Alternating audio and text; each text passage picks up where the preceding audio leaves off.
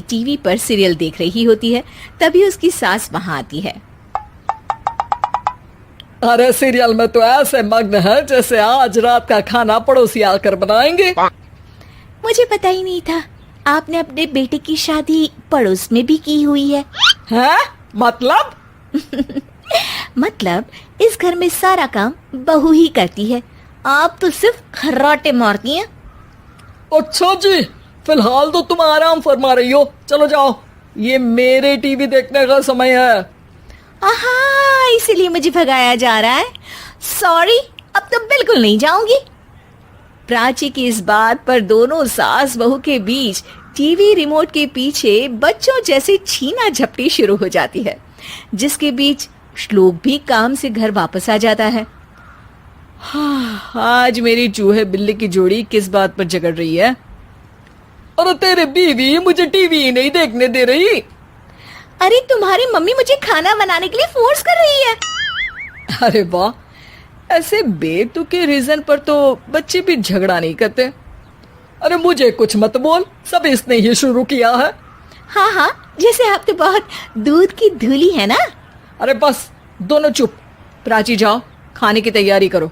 और माँ तुम छोड़ो, तुम्हें क्या बोलूं, शांति से अपना सीरियल देखो, मुझे दोबारा लड़ने की आवाज सुनाई नहीं देनी चाहिए। ऐसा बोलकर श्लोक वहां से चला जाता है, जिसके पीछे पीछे प्राची भी कुछ न कुछ बड़बड़ाते हुए रसोई में चली जाती है।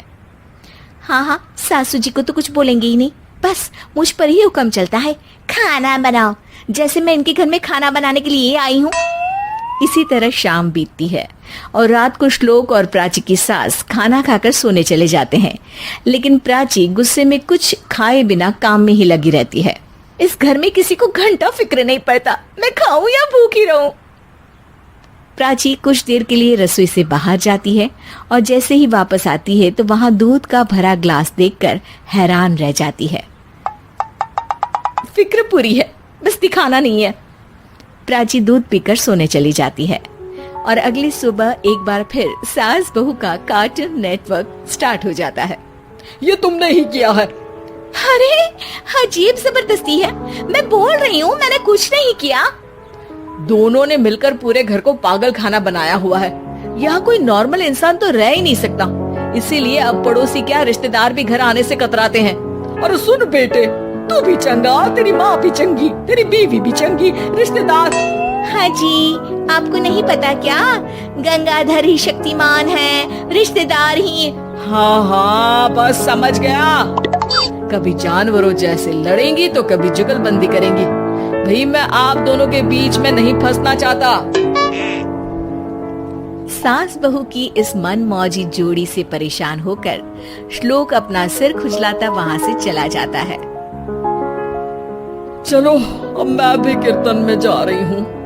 इस पर जैसे ही सास कमरे में अपना पर्स लेने जाती है तो वहाँ नाश्ते की प्लेट रखी देख मुस्कुराने लगती है और नाश्ता करके घर से बाहर निकलते हुए कुछ पैसे टेबल पर रख जाती है, जिसके कुछ देर बाद सिलेंडर वाला घर आता है। ओ मोरी मैया, मैं सिलेंडर के बारे में तो बिल्कुल भूल ही गई थी। घर खर्च के सारे पैसे भी मम्मी के पास है और श्लोक से बोला तो उल्टा 4 बात सुनाएंगे। प्राची ये सोच ही रही होती है कि अचानक उसका चेहरा चमक उठता है और वो घर में आकर इधर उधर देखने लगती है। तभी उसकी नजर टेबल पर रखे पैसों पर पड़ती है, जिन्हें वो सिलेंडर वाले को दे देती है। ये सब श्लोक देख लेता है। अच्छा बेटे, इतना बड़ा घोटाला, सबके सामने मैं तेरी दुश्मन और पीठ पीछे तेरी मेरी यारी।